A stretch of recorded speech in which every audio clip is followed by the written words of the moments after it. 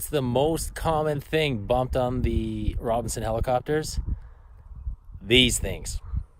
The horizontal stabilizers, they stick out actually wider than the skids. Oh, I'm not doing a good job showing this here. See if you can see. They actually stick out wider than the skids. So when pulling it in, people think if they clear the skids, this part will clear, but not the case.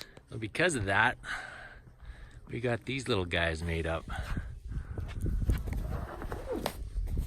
I just slip on right there, and they fit great.